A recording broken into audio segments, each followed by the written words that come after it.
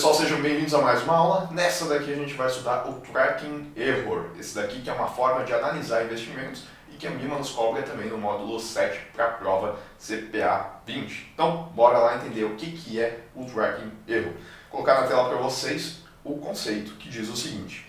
Tracking Error, então, é uma medida utilizada para determinar o quão aderente determinado investimento está sendo ao seu benchmark. Antes de avançar aqui para o próximo tópico, vamos relembrar alguns conceitos que devem ser lembrados para a gente entender o Tracking Error. Primeiro, benchmark. O que é o benchmark?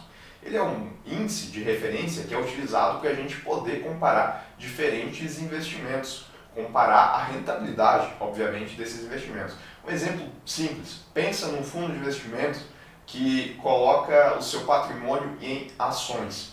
A gente quer saber se o desempenho dele em determinado mês está sendo bom. Pensa o seguinte, se ele teve uma rentabilidade, vamos colocar aqui, de 0,30% no mês. Isso daqui é bom ou é ruim? Assim, só olhando isso daqui, não é possível dizer. A gente precisa comparar com alguma coisa. E a gente compara justamente com um benchmark, com um índice de referência. Nesse caso, como é um fundo de ações, a gente pode comparar ele com o Ibovespa, por exemplo, que é um índice de referência utilizado no mercado de ações, que é composto lá por ações de várias companhias, e através da rentabilidade das ações dessas companhias, a gente tem o Ibovespa. Vamos dizer que o Ibovespa rendeu nesse mesmo período 0,80, por exemplo. Bom, percebam que nesse caso o nosso fundo ele rendeu muito menos, ou um tanto menos do que o Ibovespa, né? É menos da metade aqui. Então já não foi uma rentabilidade tão boa. Agora, se o Ibovespa, ao invés de ter rendido 0,80, tivesse rendido 0,80 negativo, bom, nesse caso, a rentabilidade desse nosso ativo ela teria sido muito boa, porque a gente está comparando com o Ibovespa, que é um benchmark que é muito utilizado em renda variável, em ações. Então, o benchmark é isso, a gente utiliza ele para avaliar determinado investimento, saber se ele está indo bem ou não. E agora, o que a gente colocou aqui para o Tracking Error? Que ele é uma medida utilizada para determinar o quão aderente determinado investimento está sendo ao seu benchmark. Ou seja, naquele exemplo do fundo de investimento, a gente vai utilizar o Tracking Error para saber se o nosso fundo ele está sendo aderente à rentabilidade do Ibovespa, por exemplo. A gente não quer que o nosso fundo ele tenha uma rentabilidade que seja muito diferente daquele 0,80 positivo que a gente teve no exemplo. É isso que é o Tracking Error. Ele vai medir essa aderência do nosso fundo ou do nosso investimento a um benchmark. Bom, e como é que ele faz isso? Está na tela. Para isso, ele visualiza o retorno do investimento e o retorno do benchmark, que nem a gente fez. E diz o quanto a rentabilidade foi discrepante. Beleza.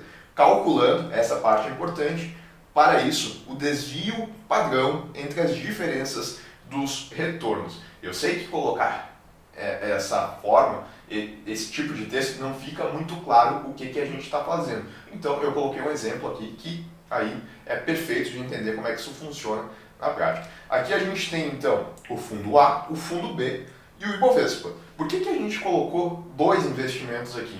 Porque colocar só um e ver o Tracking Error dele não vai nos dizer muita coisa. Do mesmo jeito que a gente precisa de um benchmark para comparar se alguma coisa está indo bem, a gente precisa de dois investimentos para saber qual que tem o menor Tracking Error. Quanto menor o Tracking Error, menor é o risco daquele ativo. Ele é menos discrepante, a pessoa tem mais certeza da rentabilidade dele porque basta olhar o benchmark. Então, a gente tem dois exemplos aí, fundo A, fundo B, e tem o Ibovespa, né, que nesse nosso caso aqui é justamente o benchmark, ou índice de referência, certo? Bom, indo além então, a gente vê que a gente tem um período aqui de 12 meses, e nesses 12 meses a gente tem as rentabilidades para o fundo A, para o fundo B e para o Ibovespa. E daí como é que a gente vai calcular o Tracking Error que está aqui embaixo? Primeiro, a gente vai pegar a rentabilidade do fundo A, primeiro mês aqui de janeiro foi 1,12 e vai tirar essa rentabilidade do Ibovespa, que foi de 1,05. Então, a gente vai fazer 1,12 menos 1,05. Isso daqui vai dar 0,07. Essa daqui, tá vendo que eu coloquei ainda aqui A menos Ibovespa? Isso aqui é a diferença do retorno que a gente colocou aqui, né? Calculando para isso o desvio padrão entre as diferenças dos retornos. Então, o primeiro ponto aqui a gente já tem, né? Que é a diferença do retorno. A gente vai fazer isso para todos os meses. Percebam que vai ter situações que esse valor vai dar negativo, tem situações que vai dar positivo. A gente faz isso para o fundo A, faz isso para o fundo B, né? Fundo B menos o Ibovespa, para cada um dos meses. E bom, como é que a gente faz agora? A gente calcula o desvio padrão de todas essas diferenças aqui. E isso é o tracking erro. Vamos relembrar como é que a gente faz o desvio padrão, né? O desvio padrão, a gente pode utilizar uma forma de calcular ele direto, mas a gente vai precisar da média. Então, o que o desvio padrão está dizendo aqui é que a gente tem uma média dos desvios dos retornos.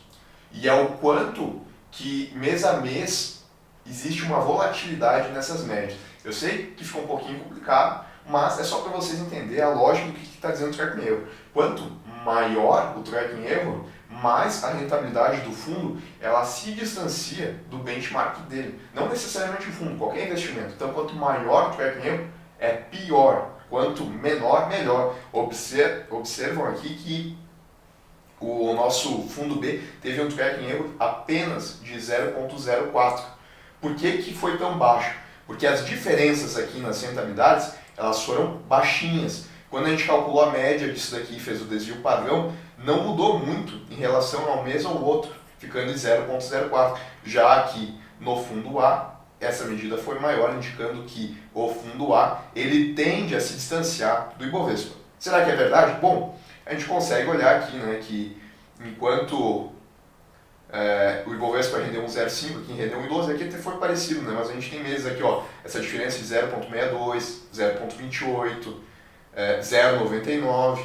Tá vendo como são altos esses números? 0,39. Agora, para o fundo B, essas diferenças são menores.